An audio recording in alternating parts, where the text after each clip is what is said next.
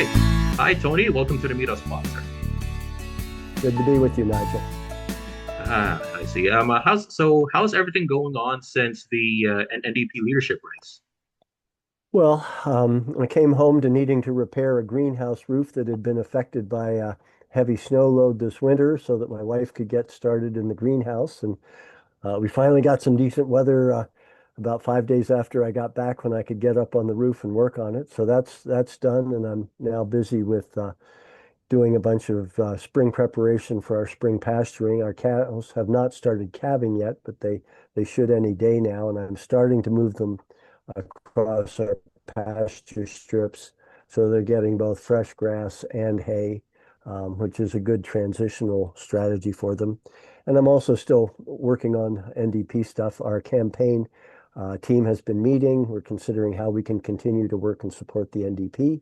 And we're looking at continuing to work on the issue of proportional representation and how to deal with the first past the post electoral system, how to help people think about regeneration and what we can do in our individual lives and in our communities.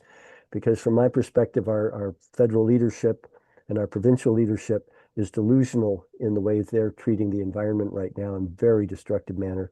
So that's something that ordinary people are going to have to be countering by the choices we make in our on our lawns, on our farms, in our homes, and in our communities. And then we're continuing to also work on a bit on the issue of redistribution and certainly on the idea of how do we redesign things so that we're more resilient, more locally based. And so we're looking at how we can keep moving forward on that as a team, in addition to supporting the NDP through riding workshops and possibly trying to create a forum where candidates and prospective candidates can get together and talk about what they're doing, how they can support each other with ideas and suggestions of how to build a local candidates campaign. Nice. That's So nice. life's busy. Life's busy. I see. I see. All right. Without further ado, let's start. Tony, tell me about yourself and your growing up story. Well, I grew up in Pennsylvania. I grew up in a rural area. My father was not a farmer, but he loved to garden, as did my mother. So I ate a lot of good homegrown food and loved to be outside as a kid. I did well in school, but you know, the guidance counselors weren't telling good students to become farmers or to become forest rangers or any of those things. Um, but as I got into my late teens, I grew up in a Quaker household, and our position is we should be thinking about simplicity, peace, integrity, community, equality, and stewardship or sustainability. And the issues of peace were certainly on my mind because I was growing up during the period of the Vietnam War and was very opposed to the incredibly destructive and violent situation there. And initially, I'd planned to resist the draft because I'd done draft counseling when I was starting at as a 16-year-old in our local Quaker meeting, and realized what a corrupt system it was. And initially, had planned to go to prison, but it became obvious that wardens were letting war resistors be physically and sexually abused by other inmates. And as well, I realized that when I got out for being a war resistor, refusing to cooperate with the draft, I was going to have to refuse to cooperate with the tax system because the tax system pays for the whole mess. So at that point, I started thinking, is there somewhere I might, be able to make a more positive contribution to my society? And so I emigrated to Canada and started to work as a hired hand on a dairy farm here. And then over time, bought our own small farm and have worked on peace in agriculture because regenerative agriculture is a way to try and farm much more peacefully with the rest of the larger environment. So um, that's sort of a quick run through. Ah, and you came here to Canada in the early 70s. Yeah. I turned 18 in 1970 and immigrated to Canada in February of 1971. Oh, wow. So 1971. So that's I believe that's 55 years. Yep. And what have you learned about Canada? Yeah, yeah, yeah, throughout the years of living there, of living here. Well, when I first got here, like within 2 weeks, I sort of felt like, man, this is my country. Um, Canada at that time was spending not much on military, was spending more on healthcare and education and things that people actually needed. And I mean, at that time, I had a big dark beard and long hair. And in the States, little old ladies would look at you and give you a hate stare. And you knew they were wishing you ill and maybe wishing you were dead. I'm walking around the square in Godrich, which was the little town that the farm I worked on was near. And my second week, I'm walking around. I deposited my first paycheck at the local credit union.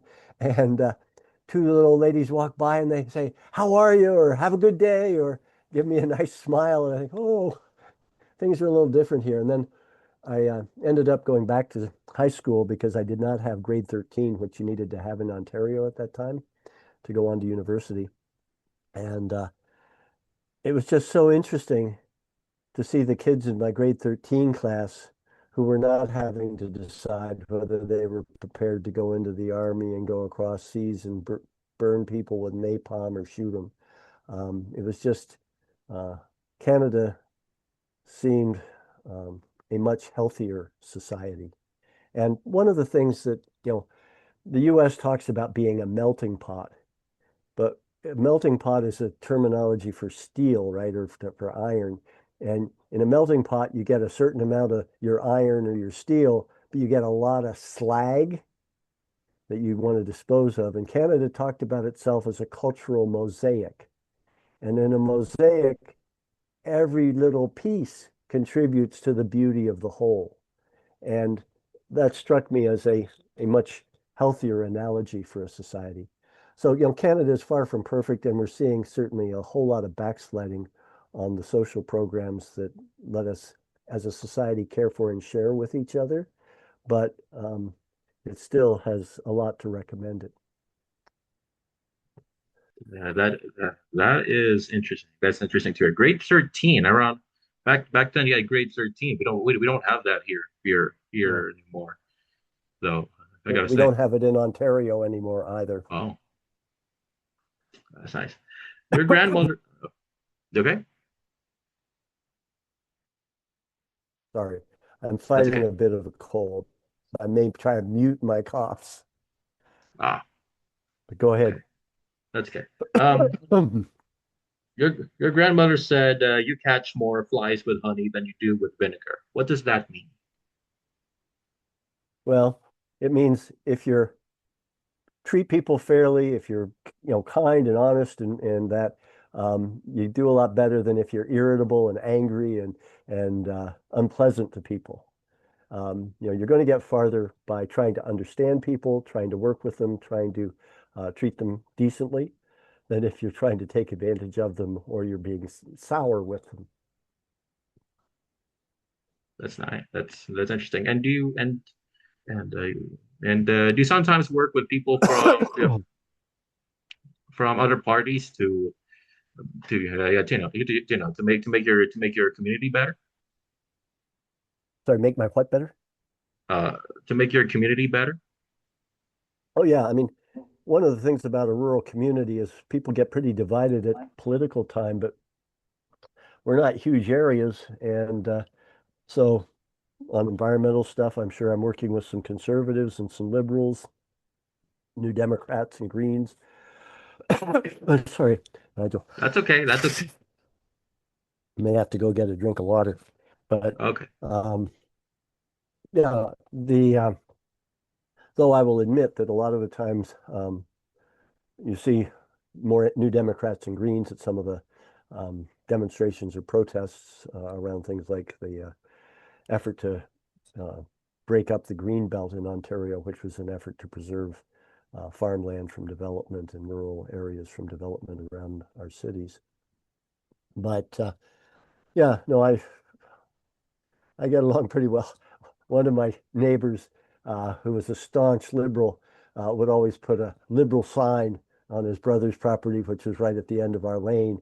And it was all in good fun. It you have to work together with people. Um, and uh, my reason though for using the term green progressive was to try and talk about building a broader coalition that was working on the environment and was working on the issues of creating a more just and equitable society. You know, when I first got involved in 1980, it was pretty obvious to me that the government was creating policies and stuff that favored the banks and the rich, and were really robbing farmers and small business people and homeowners through the high interest rate policies that they were using.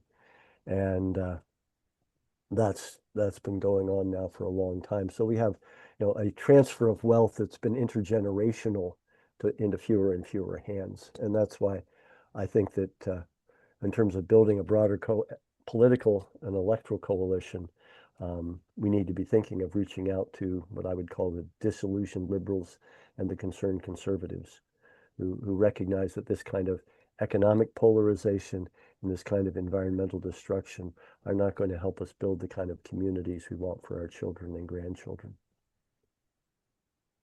That's good. That's beautiful. Uh, Tony, why do you do what you do? Which do. Um, I farm because for me, farming is first, it nurtures my soul.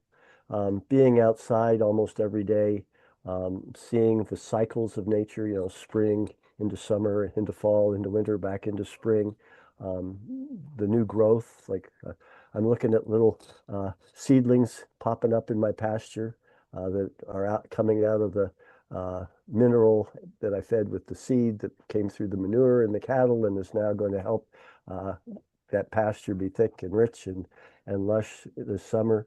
Um, you know, it connects me spiritually to Mother Nature, to Mother Earth, um, and it nourishes me that way. I also love to eat, and farming is one of the things that a society depends on. In North America, we tend to take food for granted, but we shouldn't be, particularly in a time of climate disruption and uh, and and of course the various wars and crazy social behavior that's going on internationally um, can be very destabilizing. And so the need to have control of your own food supply, which as a farmer we do, we have a fairly well-stocked shelf of uh, preserves and jams and apple butter from our farm and freezers full of our own produce as well as what we're selling.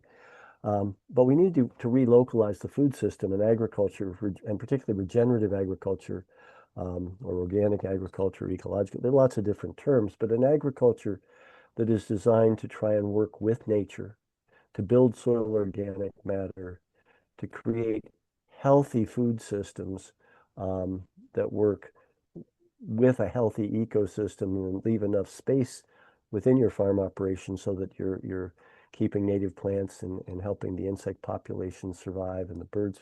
And when they survive in balance, you don't have big pest problems. If you've got a healthy ecosystem, you don't have huge pests. It's when you have big monocrops or monocultures of crops that you're basically setting the table for that crop's pests. And you don't have the habitat for predatory and parasitic insects, and you don't have the habitat for birds that'll eat a bunch of insects. So creating balanced ecosystems that include regenerative food production are to me one of the best things you can do for the environment, best things you can do for human nutrition, best things you can do to create a localized and more resilient food economy for a society, and also have huge, what I call collateral benefits in terms of if you're increasing your soil organic matter, you're sequestering carbon. You're taking carbon out of the atmosphere through the growing plants, putting it down into their roots and out into the soil and feeding the soil microbiology. But in addition, if you're building soil organic matter, you're creating more porous soil structure, which if you get a flood, is much better able to absorb that moisture, which reduces the flooding damage downstream in municipalities, roads, bridges, houses. And so there's this huge number of what I call collateral benefits as opposed to collateral damage from moving to a more ecological food system. So I farm because of all of that, but then I'm involved in farm organizations, the National Farmers Union. I'm a member of the Ecological Farmers Association. I'm a member of Farmers for Climate Solutions and Holistic Management Canada, which are all organizations that have been supportive and helping move forward ideas around regenerative agriculture. And then I'm involved politically because while I believe we're going to have to work from the ground up, I think we could also be made so much better progress if we'd had provincial and national governments that were interested in helping to create a truly stewardship society, a sustainable society that works for its people and works with nature. And so, all those things are interconnected, but that's why I try and save some energy for all of them. That's nice. That's good. Um, um, all right. Tony, how were you able to transform depleted farmland into a thriving regenerative farm? Well, at the time we first started on it, we didn't know nearly as much as we do now. So what we did, um, our farm had been cash crop, we think, for about 15 years without any manure or hay or pasture crops going back into them. The advantage of a hay and pasture crop is that they keep living roots in the soil through the winter. So there's a interaction between plant roots and the microbiology, the fungi and the bacteria and the other things in the soil. So living roots in the soil help. Diversity of the plants that are in that growing on that soil also helps because plants exude different things to feed different microbes in different microbial communities. So what we did initially was in the first year, we didn't try to do too much because we were concerned that the previous farmer's herbicide would prevent us from seeding down hay and pasture. But in our second year, we used grain crops, which it's called underseeding. We planted um, alfalfa and grasses or trefoil and grasses or red clover and grasses with the grain crop. And so the grain grows up and acts as what's called a nurse crop. It kind of provides some shade and some shelter. And the little fine seeded grasses and clovers get germinated. And then when you take the grain crop off, then they've got the sunlight and they can start to grow. And so that's what we did. And then we moved to a rotation where we had um, about 2 years in which we grew grain. Um, a first year of grain underseeded with a short-term hay crop, red clover. We'd plow it, and in the third year, it would be a grain crop that was underseeded with a longer term hay and pasture of alfalfa and a grass or trefoil and a grass. And so in that way, we started to rebuild the soil. We also, by running livestock, had manure that we could spread back onto the land. And that's valuable too. Manure has a lot of bacterial action in it from the livestock's rumen, cattle's rumen. So that was how we got started. If we were doing it again, what one might do is use what would be called a multi-species cover crop, which would be a crop that you aren't growing to harvest particularly, but that has a whole diversity of things, um, grains, peas, beans, and some clovers, maybe some radish and turnip type stuff. So a whole mixture of root systems that you're basically growing to feed the soil, and that you're either going to plow down at the end or to mow and mulch or to pasture off and let the cattle eat it and then put their manure back on the land. And that's a way to much more quickly start to rebuild that healthy soil microbiological community, fungi and bacteria. And so, if I were buying this farm now, I'd probably try and do that on a bunch of the fields before I started the transition. Um, but yeah, keeping stuff with living root systems in the soil and a great diversity of roots can really jumpstart the biology in soils that have been gotten pretty depleted. Because when you're using monocropping, there's only usually one root system that's there. And if you're spraying herbicides and possibly insecticides on your crop or fungicides on your crop, that has an adverse impact. And using chemical fertilizers also has an adverse impact on the soil microbiology. Interesting. And how did you know that all you did became a success? Well, the first year I plowed the farm, the fellow who'd rented it before we bought it was supposed to have fall plowed it, which with our heavy clay soils is an advantage. But he didn't have it again next year, so he didn't bother. So I ended up having to spring plow it, which is not ideal. And normally when you're plowing, seagulls will follow the plow because they're earthworms being turned up and they can drop down and grab the worms out of the furrows that you're plowing. But the first years I plowed, it was a real event to see a worm. They're just, the clay plowed up like potting clay. It did not have much structure. It didn't have much root system in it. Um, you know, it was not a pretty sight. Um, so yeah, what did we see? It became darker in color. It became much more friable when you plowed it up. It didn't make this, slimed furrow. It would crumble, and it had earthworms in it and a lot of root system. So you could see those things. We didn't have as many areas that held water for a long time after a rain, and and then you started to get better crops too. But it was the soil. The soil told the story. That's interesting. And have you shared or sold what you've grown to your neighbors? Oh yeah. Um, we initially were selling, into the commercial system, but as we took a holistic management course in the mid 90s and realized that we wanted to be more full-time on the farm because up till then, both my wife and I were working off farm at various jobs to try and support the farm. Um, but we developed a small meat retail business where we sold meat to customers both near and somewhat far. Some of them were folks that I got to know through my involvement with the NDP who would come to the provincial council meetings in Toronto, and I would deliver meat to them uh, when I would come into the council meetings. And then we also developed a community garden, a CSA, what's called a community supported garden, where people subscribe to the garden and get a weekly share of the what the garden is producing that week. And at one point, we had about 50 to 60 families who were getting their vegetables from us. And right now, my daughter has uh, she's not continued with the community garden.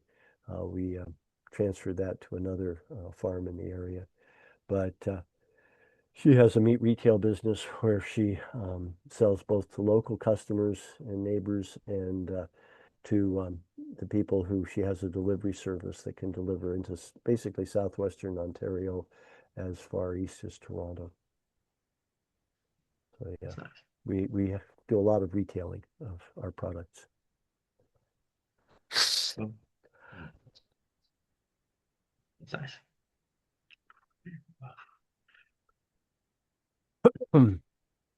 Okay. All right. So Tony, why is your slogan from the ground up? Well, because as a uh, political realist, um, it's going to take a while for uh, Green Progressives, the New Democrats, Green Party to form a government in Canada. Um, and we can't wait for a government to be um, doing the things that I think desperately need to be done in terms of dealing with the environmental crisis that we're in and the economic crisis that we're in. So my sense is we're going to have to do it from the community level up. And it's really, when enough of the people at the community level are saying, we're dealing with the environmental crisis. We're going to create a more equitable society by participating in cooperatives and credit unions and local currencies or labor sharing systems or ways to do the things that we need to do as a society, but outside of this rigged economic system that we're in at the moment. Um, when enough people are doing that, then we'll start to win government because people will understand that yes, you can take action. Yes, things can be done differently. And the other thing in terms of from the ground up is our campaign feels very strongly that we need to be rebuilding the local riding associations, the electoral district associations in each of the ridings across the country so that we have strong local political voices and are also actively engaged in our local communities, helping people create the alternatives from the ground up. So it's that sense that, it's all well and good to say, I want the government to do this, but what can I do today?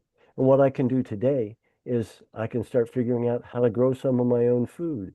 From an environmental perspective, I can figure out how do I start to naturalize um, my backyard, put in more native plants to feed the native insects, which will feed the birds and other things. How do we create healthy food webs in our local area? Maybe that means running for the municipal council and looking at how do we replant our roadsides with much more native plants to help create a healthier local ecosystem.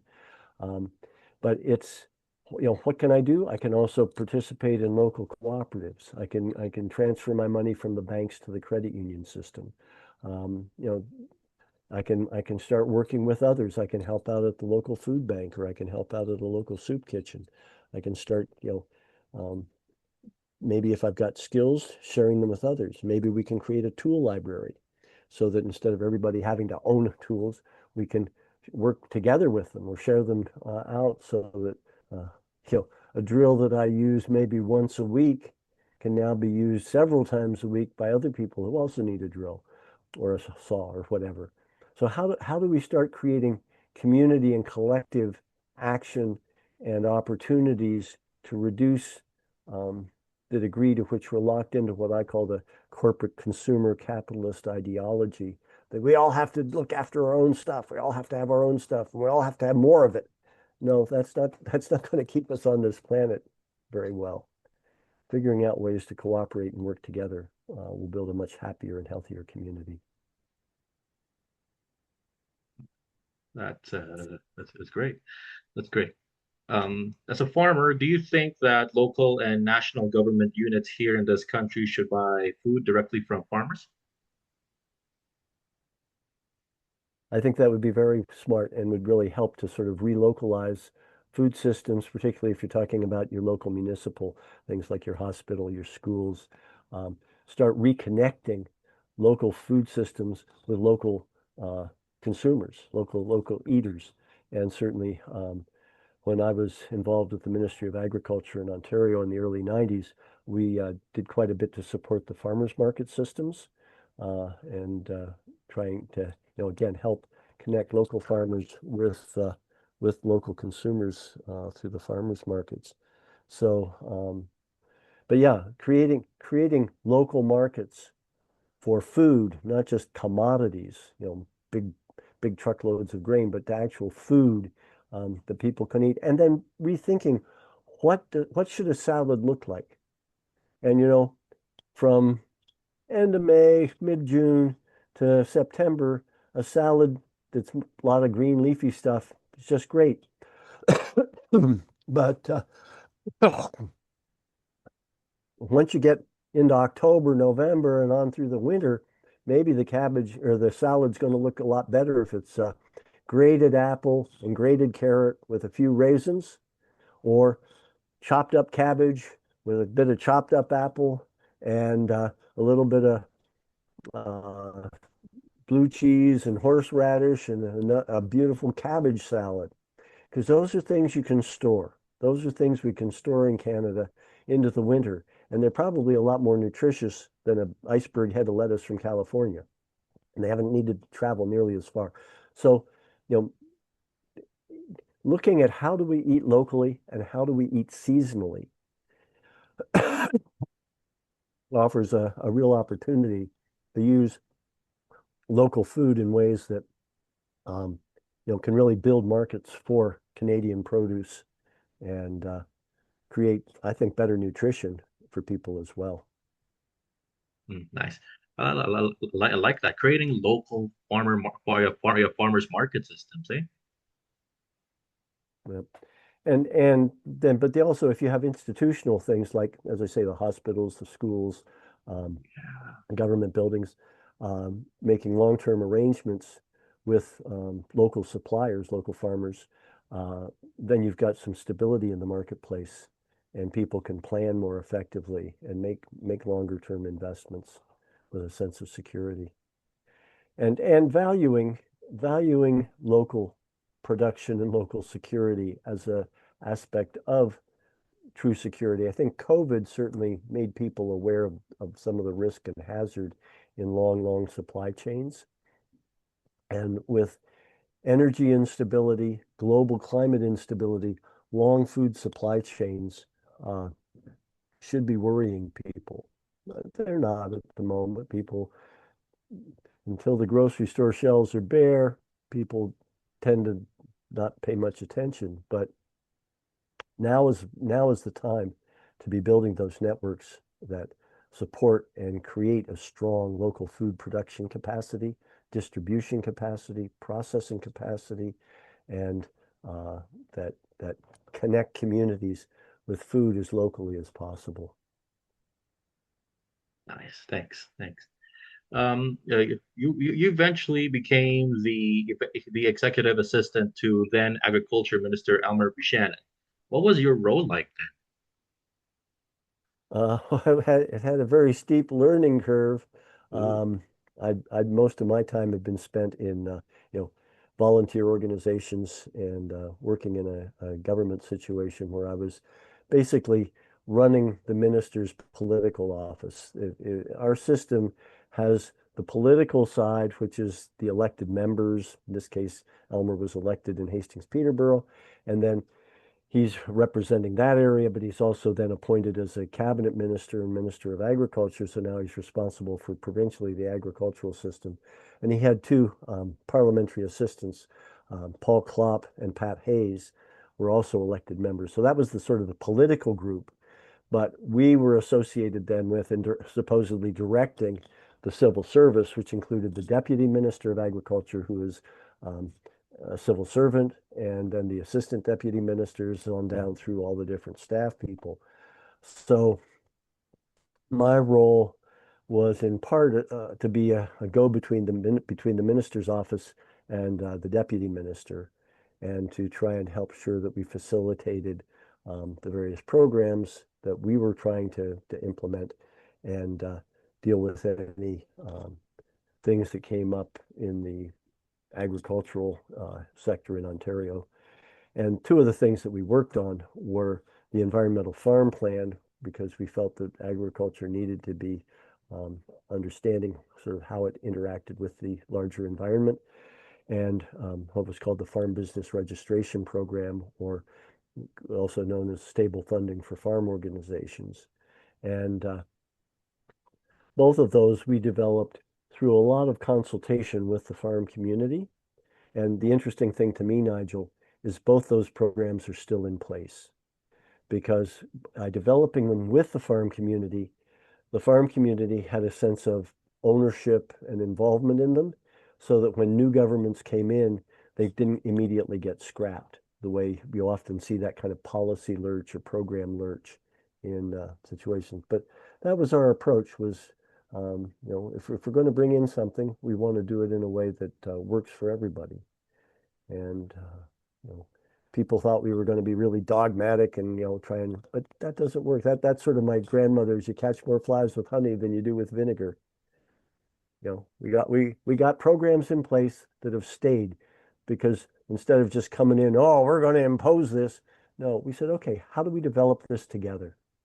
And it's a system I would try to bring to anything when I am in government or uh, am working with people generally. So yeah, that's great to hear that. That's great. That's great to hear when those policies are still in place to this day, eh? Yeah, yeah. My daughter is actually taking the fifth environmental farm plan training. Uh, you know, so it's gone through various iterations over those 30, 35 years now, but it's still there. That's nice. That's nice. Um, okay. Tony, what is holistic management? Okay, holistic management is a program that was developed initially by a fellow named Alan Savory, who was a wildlife biologist in Africa. And he was involved with programs to try and call a bunch of animals, to kill a bunch of animals in national parks because they were concerned that there were too many animals and they were damaging the land. But as he looked at things, first he saw that this wasn't making a difference. And second, he realized that it's actually how animals move in a landscape, not how many there are. And if they're left in one place for a long time and nothing's moving them around, then they do a lot of damage. But normally, historically or prehistorically, um, herding animals, whether they're bison, whether they're elk, whether they're zebras, or uh, wildebeest or whatever, they tended to stay bunched because of predators, eat an area down tightly and pee all over it, and then move on. And what this does is it allows the plants which developed, evolved, there's a co-evolution here. They evolved with this kind of grazing, and so they're bitten off, they then get a chance to regrow with all this fertility from the urine and the manure, and you get a much healthier soil. And that's where the deep soils of Africa and the deep soils of the Canadian prairies come from, is this interaction between grazing animals moving around and the plants that they were grazing on, building deeper and deeper soil. And so that's how it initially got started, is we could manage our livestock better. But what he then found was he was talking to ranchers and he was talking to livestock parks, but he'd come in with this plan of how they could move the animals and start regenerating, rehabilitating land that had been overgrazed and damaged by animals staying in one spot for too long a time. And nothing would change. And he realized that you also had to have the system provide benefits to the people involved. And so out of that grew the holistic management model that says you have to look after the land, you have to look after the people, and you have to look after the money. And so from that came the process of creating a holistic goal, which all the people in your farm or your ranch or your family or your small business or your big business get together and talk about what's the quality of life they want to share together and what's their long-term vision of where they want to get to.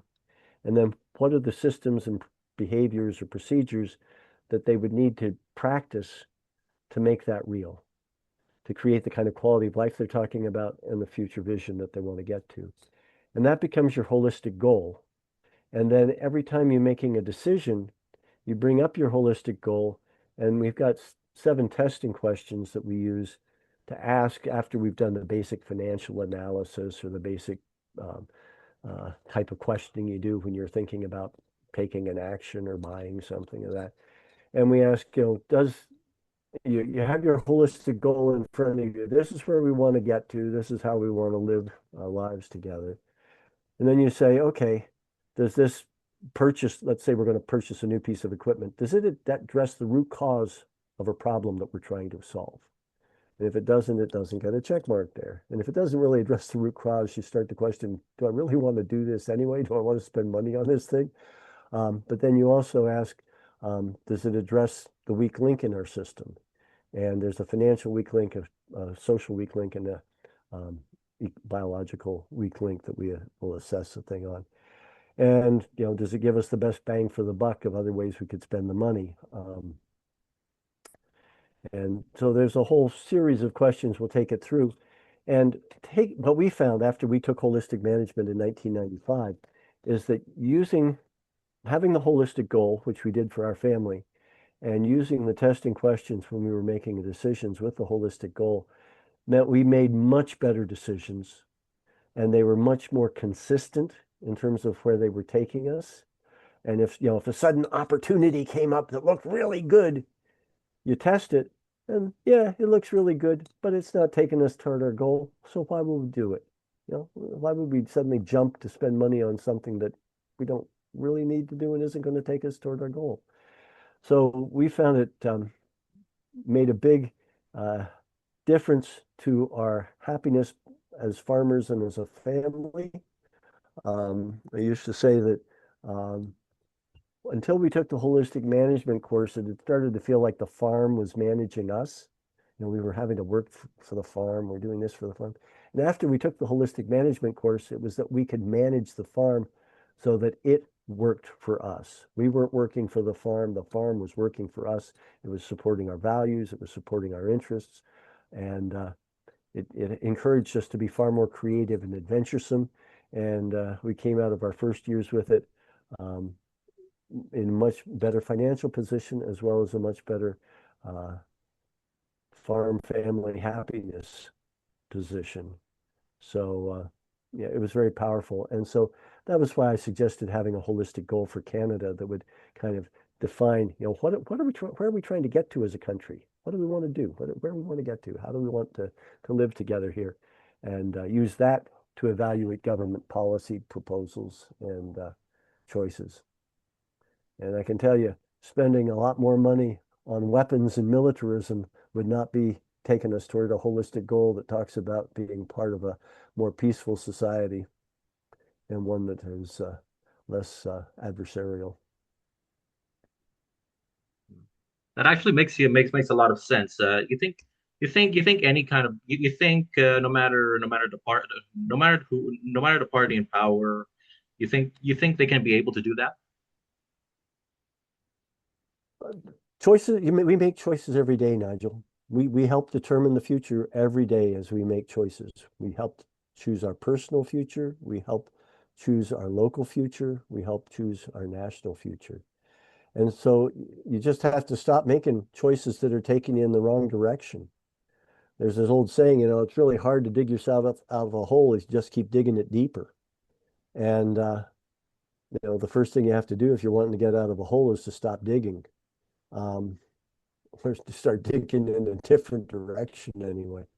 So, um, yeah, if we keep saying, oh, we got to grow the economy, even if what that means is destroy the environment and grow wealth inequity, grow wealth inequality in our society, well, guess what? Your environment's not going to get better, and wealth inequality, poverty is going to increase. Um, you know, you keep making the same decisions, surprise, surprise, you end up in the same hole that you say you want to get out of. Um, so another thing we have in holistic management is, you know, if you've got a problem, you've got a couple approaches. You can just keep doing the same. You can do the same harder, or you can make a change.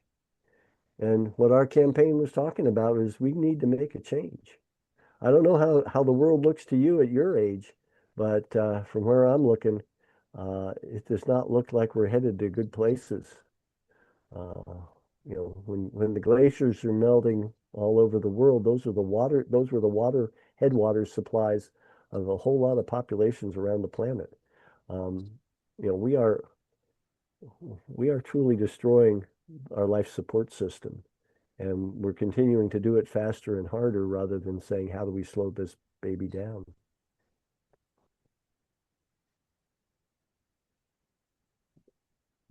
But So, my hopeful thing, Nigel, is that you start making different decisions, you start moving in a different direction, you start seeing things improve.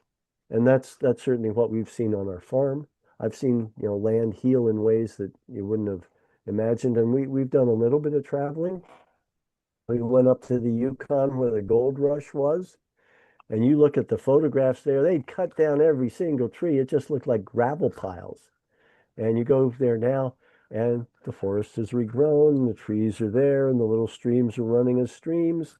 I don't know if they're as healthy as they were before the gold rush hit it, but if we learn to back off and we learn to work with nature and we learn to have simplicity, or what back in the 70s the Science Council called the conserver society as opposed to the consumer society. So you make stuff that's durable. I mean, the kitchen chairs in our kitchen were ones that I brought from my family in Pennsylvania, and they were old antique chairs then. They're wooden chairs. And so they're probably 100, 125 years old or more. And so, you know, keeping stuff that's durable and using it and repairing it are all ways to reduce the load that we put on the environment. Whereas a high throughput trash society um, is trashing the planet. That's great. That's good. Yeah, that's good. Yeah, that's great to hear, Tony. Um, so, Tony, what made you run for the 2026 NDP leadership race?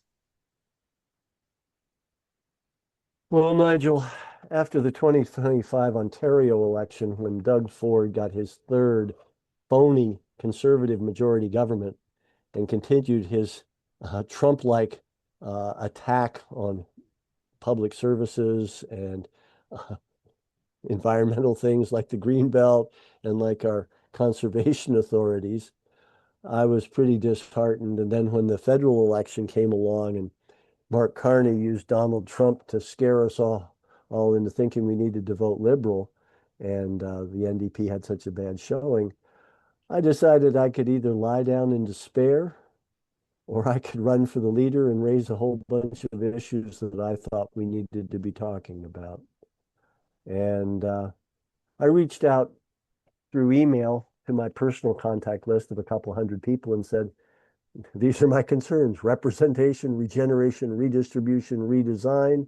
And in terms of defense, I think we need to be talking about nonviolent defense strategies rather than military approaches, because militarism is a way of diverting resources from human needs and environmental repair into stuff that is just 100% destructive. It's destructive if you just build it and store it, and it's really destructive if you not only build it, store it, and then use it. So I sent that email out and I said, "What do you think? Is this just something you'd like to see brought forward?" And we got a few people who said, don't bother." And I got some people who said, "Well, yeah, I really like what you're saying. I mean, I don't think you'll win, but I really like what you're saying." And so based on that, I went ahead and filed my papers to be vetted, and my $1,500 to for the vetting fee, and went ahead. And then the remarkable thing to me, Nigel, is that uh, a team of people came together behind those ideas.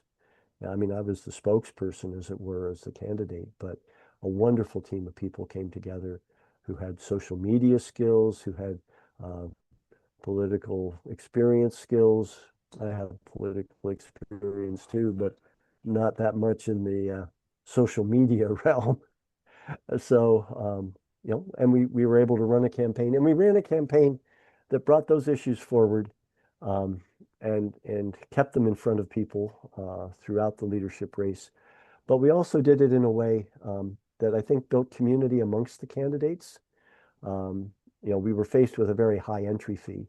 We had to come up with $25,000 four times plus a 25% administration fee that the party imposed on the donations. So to raise the $100,000 for the party, we actually had to get $133,333 in donations, of which they took 33,333, sent us 100,000, which we then sent back to them. It was a strange process.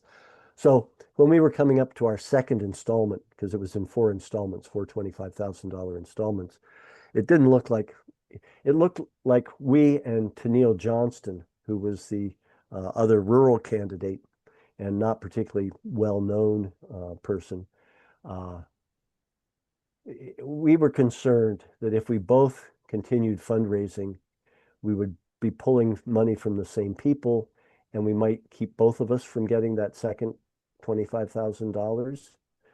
So our campaign, we discussed it as a campaign team and decided that we would stop fundraising about 10 days before the deadline that we had to have the money raised by, so to make sure that Tennille's campaign was able to raise the money. And we let everybody know, send an email out to our uh, the NDP membership and said, don't send money to us, send it to Tennille. If she gets through, then we'll start raising again. And a day and a half before the deadline, they got the money that they needed. And so we started fundraising. We did a live stream. Her team helped us. And so that kind of cooperation and collaboration was what we've been preaching and talking about, this is how you need to build community and build political effectiveness. And, with their help and some of the other candidates donated money to our campaign, we limped over the second $25,000. And we had a somewhat similar experience on the third one as well. But, we were trying to build a sense of community and cooperation and collegiality uh, amongst the campaigns.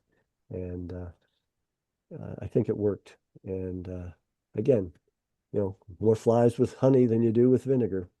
Um, you know, build and I mean that's what I believe we have to do as a political movement is figure out how we can find the things that we can agree on and work together on with other political parties and with, as I say, the people, over half the people have given up on voting. Half the eligible electors across Canada don't get out to vote. Now it varies from riding to riding, but um, we and I understand why. They feel it doesn't make any difference.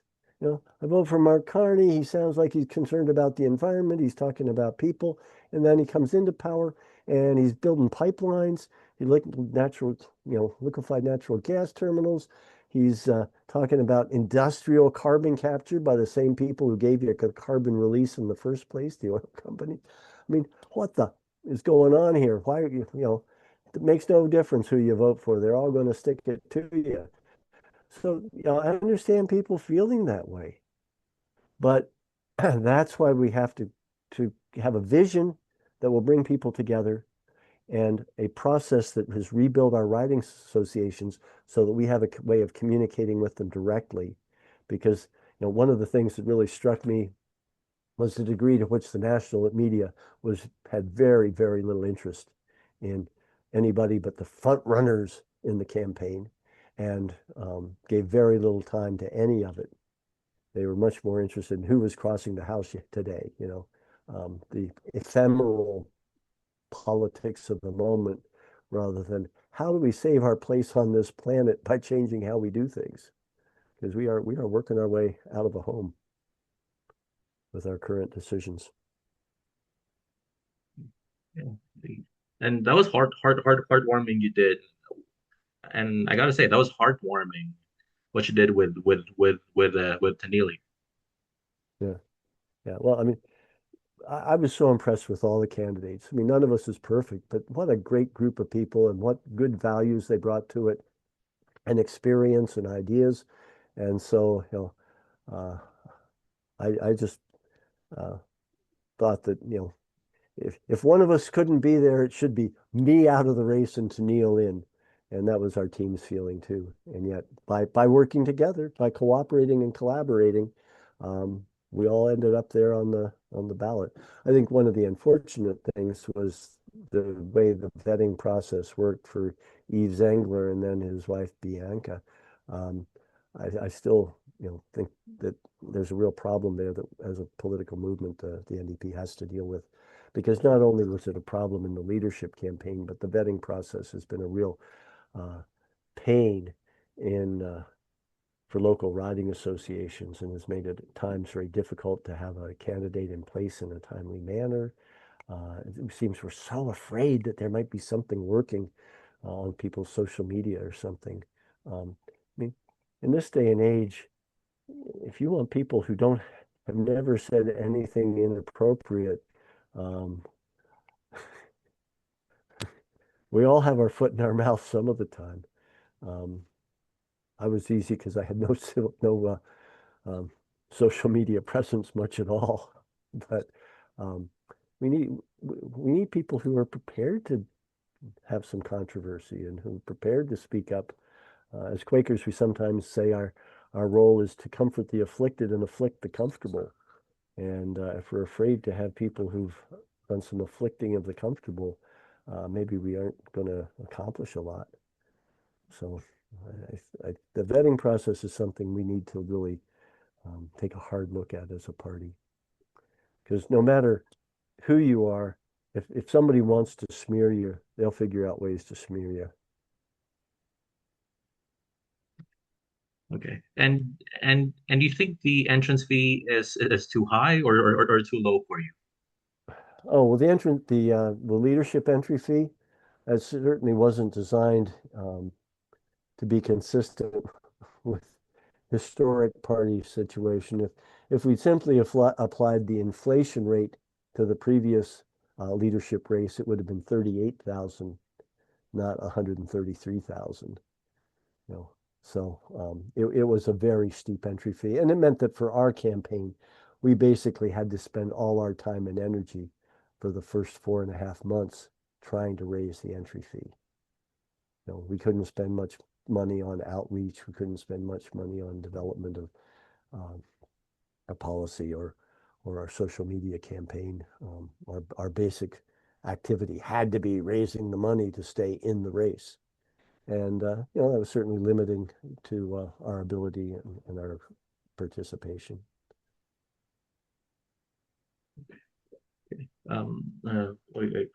What were the best parts of campaigning? Well, there were a lot of wonderful parts. Um, Getting to know and hear the other candidates was a delight. Having the occasional time when we sparred a little was fun, but overall, as I say, it was a very collegial process, and getting to hear their ideas and their passion was great. The team that came together to work on our campaign, just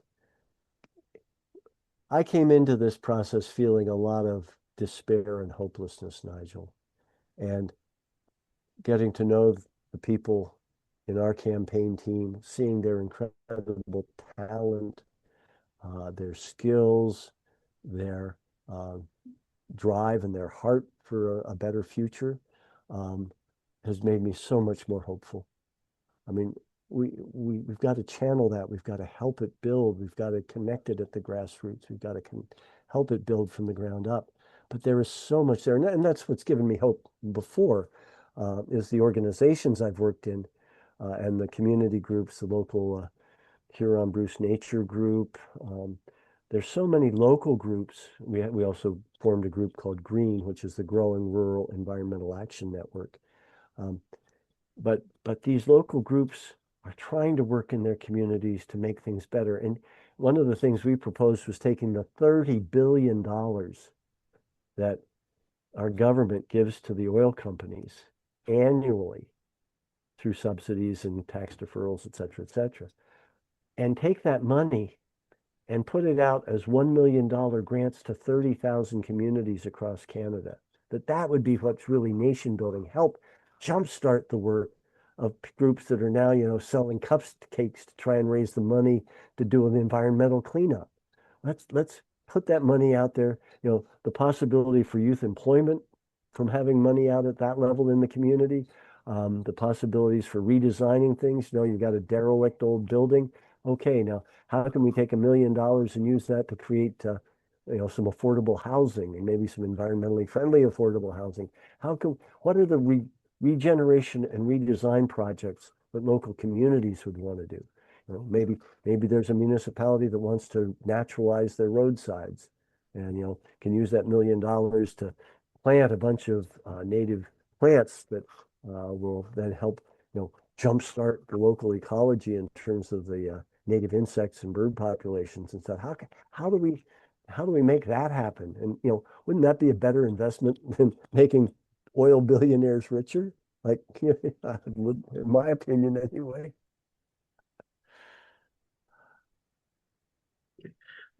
That's nice. That's great to hear. What were your thoughts on the results of the leadership race? Um, well, I wasn't very surprised given the way the media had been calling it all along and the way Avi had successfully raised so much money. Um, I think it's good. I think he'll do a good job, and I hope that he will reach out to the other candidates. Of course, he had a very high and a very low moment almost simultaneously because he won the leadership, and then his father died 2 days later, and so the Stephen Lewis's memorial will be this Sunday. So he's had a pretty dramatic start to his period as leader.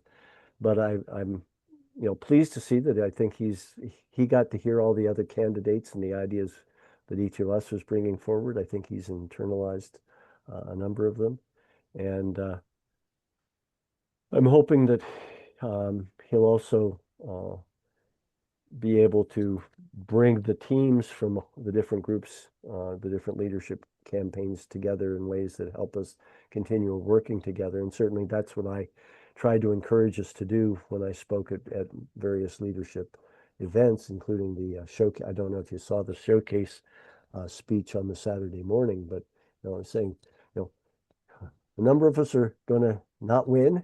And so, yeah, let's grieve our loss. Let's shed some tears and then figure out how we start working together to move the things forward that we've been talking about. So, um, you know, Avi brings a lot of family political experience to the process, and I think he'll do a good job, and his job will go much more easily if we rebuild the political grassroots of the party, the foundation of the party, by rebuilding and strengthening the riding associations, and then create a really effective two-way communication channel between the central federal party and the riding associations, and also again build a much more um, effective and dynamic relationship between the provincial parties and the federal party. And again, that's where I think the idea of a holistic goal that's shared by all the levels of the party could serve as a real unifying vision to help us understand what we're all working toward together. And of course, particularly for provinces that have a historic fossil fuel resource base, there are challenges there, but I don't think they have to be insurmountable challenges because um, if you look at if you step back far enough to look at the broader situation, fossil fuels are not the future. They're certainly our current addiction because we didn't get a minority government in 1980. If we'd had proportional representation in 1980 when I first ran, we'd have had a minority government with the NDP and Ed Broadbent holding the balance of power. And they had been talking about the need to shift to conservation, efficiency, renewable energy, and a fair made in Canada interest rate policy. So we'd have been starting to address both wealth inequity and the transition to a greener and more progressive economy if we'd had that. But we didn't. We had a first past the post system, phony majority liberals, and all those things didn't happen. So we're still addicted to oil, and we've got an even less equitable society. What people don't understand is when I ran in 1980, there were maybe 5 billionaires in Canada. They're now something over 70, and they're multi-billionaires, not just billionaires. And Nigel, it's really hard to understand the difference between a million and a billion and a trillion. I mean, it's an M, a B, or a TR, right? But if I tell you, Nigel, you have 1,000,000 seconds to live, You you're got going to 11 be days. dead in 11 days, right? A billion, 31 years, and a trillion, you could have been there helping paint the cave paintings in France 30,000 years ago, and you'd still have 1,000 years ahead of you if you were a trillionaire. So let's try and keep Mr. Tesla from becoming a trillionaire. That's just obscene wealth inequity. But anyway, It's starting, it's realizing just how big those differences are and how, when they start talking about spending billions of dollars on um, weapons exports and militarization, they're also talking about not spending that money on healthcare and education and childcare and all the things that people need across the country. And so we have to make that argument and make it clearly that we have choices, we could make better choices. And if we made better choices, it would be better for the environment and it would be better for Canadians.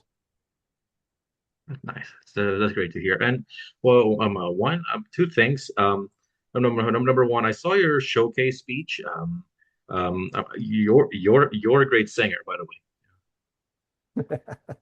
Yeah, Well, Jack's Dream is a great song, and I hope yeah. people find it and listen to it because James Gordon is a wonderful singer-songwriter, and he produced a play called Stephen Harper the Musical, which has a lot of great songs in it, and Jack's Dream is one of them.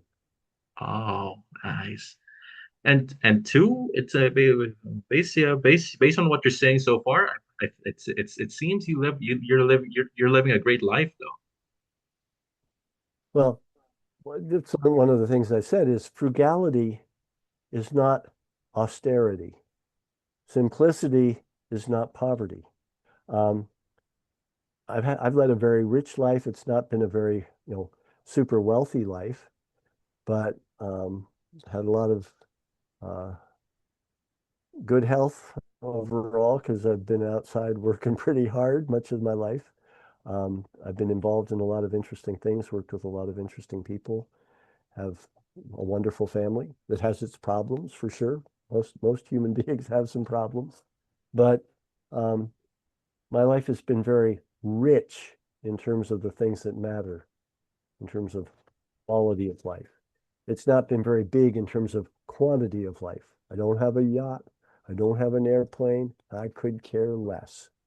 Um, you know, I figuring out how to enjoy life with what you have and the people you have around you um, is where human wealth comes from. I mean, our species exists because we learn to care for each other and we learn to share with each other. That's how human beings survived, is we worked together, we shared, um, and the economic theory that we're all in it for ourselves and we just got to get as much as possible is really toxic. It's toxic to what being human is. And so we need to really call that out as delusional thinking. And that was the other side of our campaign was our 4Ds, the delusional thinking that you can have exponential growth on a finite planet forever, the denialist behavior that says nothing's wrong, we just got to keep on the path we're on, and the incredible destructive decisions that are being made as we try and stay on that path.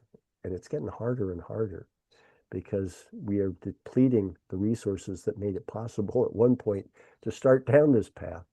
And then the final D is the need to get serious about talking about degrowth, degrowing the damage that we're doing to the planet, degrowing the increasing inequity and wealth distribution, and you know, and degrowing a whole lot of economic activities that are actually like a cancer on the planet.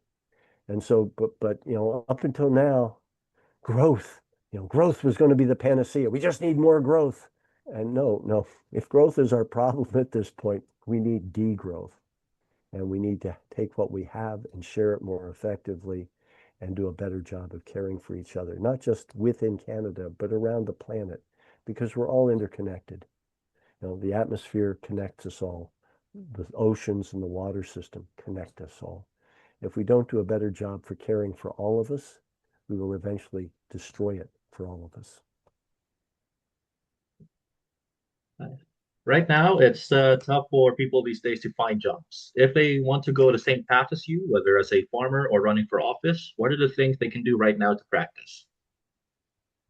Well, if somebody's interested in agriculture, um, I would suggest if they've got a local food system, local farmers market, um, talk to people there, find out who's might be hiring people, find out who might be taking volunteers. Depends where they are on their job path, but figuring out, I guess the most important thing for anybody to do is figure out what are your values?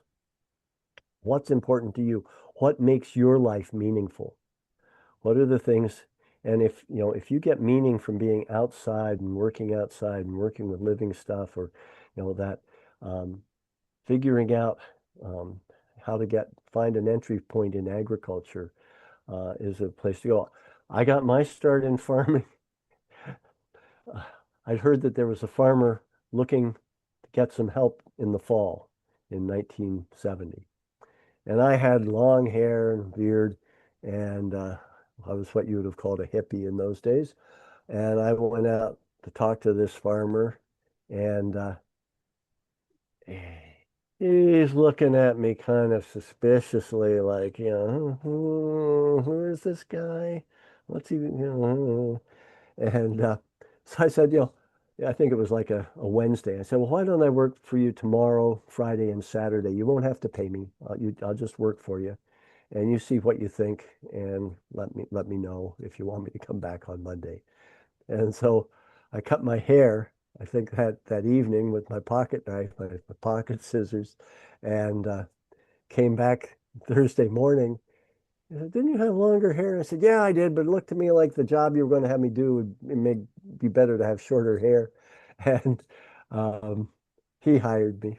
And I spent 3 months that fall and early winter before coming to Canada working on that farm. And that got me my start working on a dairy farm and being a dairy hired hand. So then I had skills that I could take. But I was being paid um, a weekly uh, payment for working, and we were doing the fall harvest. We were harvesting silage corn, and I was helping with the milking and doing that sort of stuff.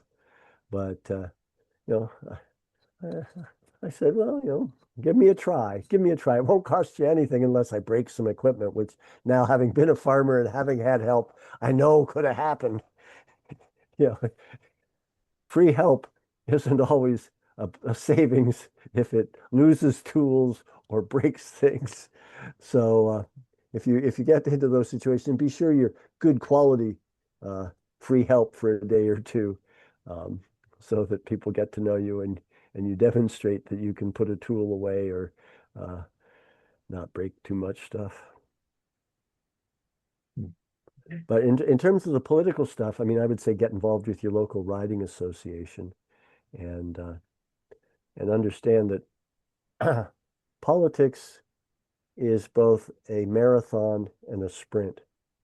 Between elections, it's the marathon of doing the steady work of building contacts in your community, building a strong local organization, building good communication between the central party and yourself and your local organization. And then the sprint is being ready when you're in an election period to really go great guns and be really, really busy and active. But you need to do that work during the marathon part.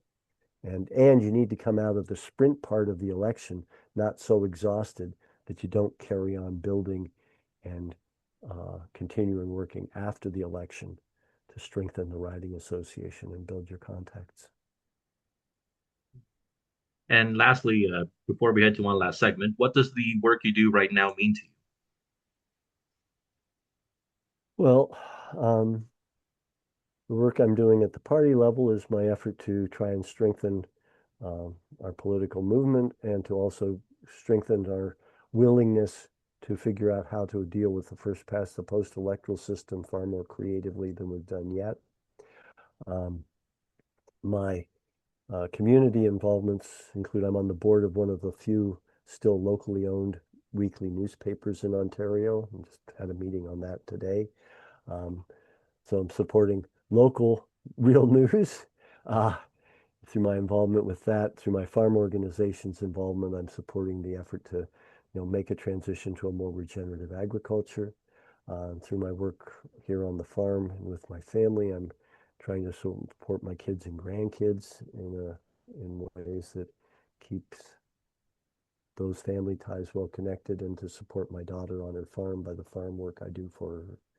So those are all the things that I'm also involved in our local Quaker worship group, and I'm on several different committees and other environmental committees and groups. So yeah, there's a lot of things I do that are involved in some way or another in building community or supporting others.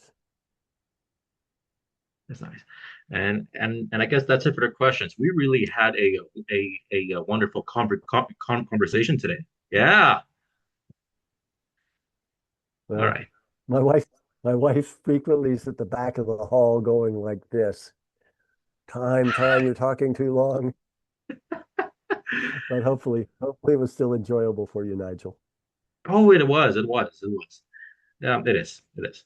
And okay, here we go. One last segment called Quick Fire. Just answer questions quickly in under 90 seconds. Are you ready? Yep. Here we go. Yes. All right. One word to describe yourself. Persistent. Best public speaking tip.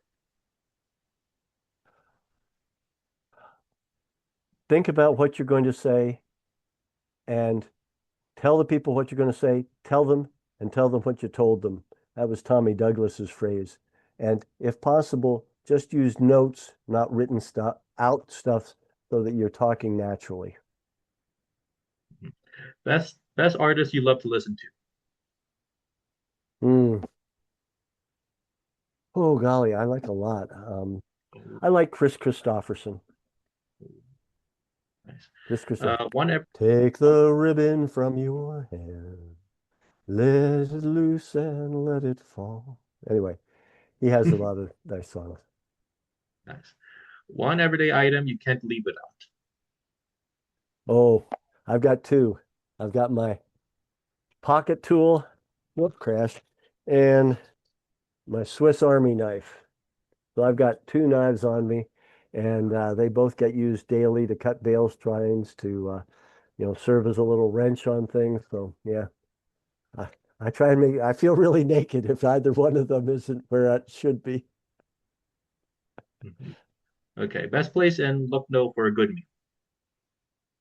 Oh, well, Kate Steiner is a place I'll occasionally go for breakfast if I'm wanting to have a breakfast with my son-in-law.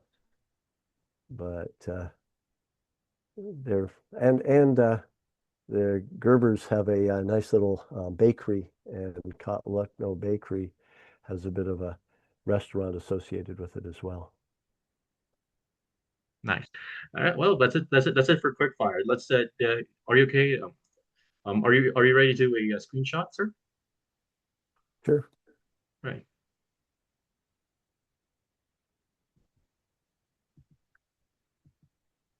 Again, thank you, Tony. Again, wonderful conversation today. Any last thoughts or comments? Well, Nigel, I'd be interested to hear how you got started in this and what kind of Oh, audience you're able to get and how this all got started because I certainly enjoyed your initial approach and thought thanks. this is fun. Yeah, this was originally a Toastmasters project because someday I'm thinking of getting to the radio because of my voice, and and as of now I'm still struggling with my speaking, struggling to slow it down. Have you heard of Toastmasters? Yes, oh yes. Oh, nice. I have not actively participated. I did take a public speaking course in high school, Oh, but nice. That's cool. but That's cool. And overall, you're my 29th episode, and third time we had and the third time we had someone from oh no fourth time we had someone from Ontario, yeah, coming to my podcast. The first time it was Steve Bacon. uh, Honestly, I just ask any random guys, any random people on the internet to come to my podcast, and either and no matter who it's I always try my best to make it a comfortable conversation. it certainly was. So, well, thank you very much for taking the time to do this with me, and I hope it's of interest to your participants in your podcast. Thank you, Tony. Thank you. Yeah, thank you for calling me. You're awesome. Good. Well, have a great evening, and I'll get on with the rest of mine. So All take right. care, Nigel. Take And care, Tony. hope you have great success as you move forward in your career. You too. You too. Thank you, Tony. Okay, take care. Bye bye. Take care.